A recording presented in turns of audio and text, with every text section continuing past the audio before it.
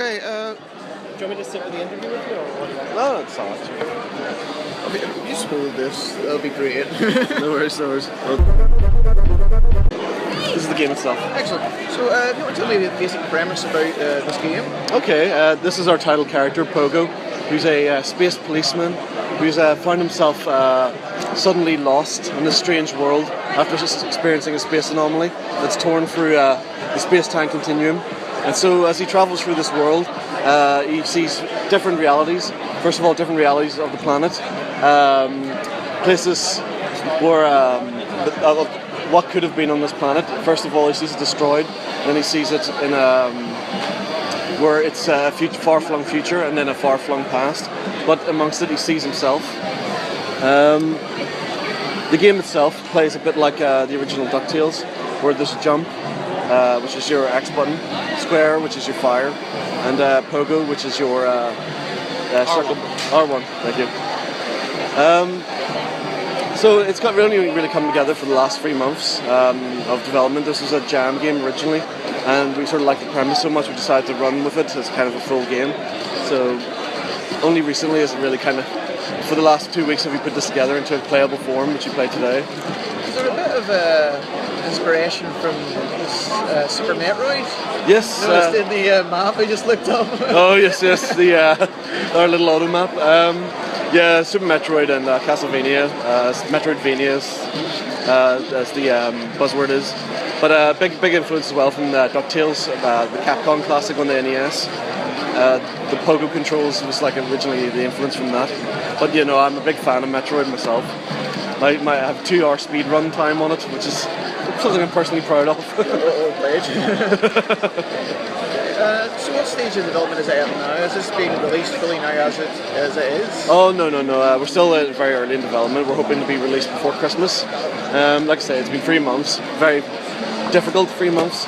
But we've really got concepts and art design and how we want to kind of progress with it, which lets us see where we're going. And once we know what way we're developing it, things should progress a lot faster.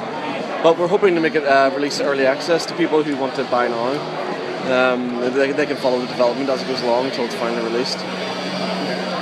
So where does it go from here? Is it big boss fights? That's right. Yeah, each area, like I say, the parallel universes, you'll have different themes. This one's like a kind of a sort of lost world. So you fight mutants. So if you get far enough into this, you'll fight like a giant flying mutant. But other worlds might be different. You'll fight boss fights at the end of them. It's kind of a big set piece to kind of conclude the area. So you might fight a giant cybernetic robot, or you might find an ancient primordial animal as a final boss. And is it just aimed at PC, or?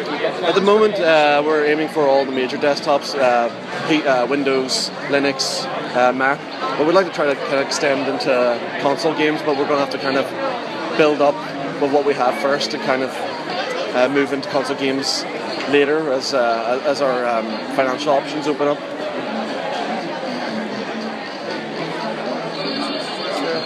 Probably aiming for a Dezura release sometime in the coming months as well. Yes. For people that want to kind of get an early grasp of the game, we'll be putting it on there. Yeah. So watch the space. Yes. And maybe one day a Steam release too. That'd be the dream.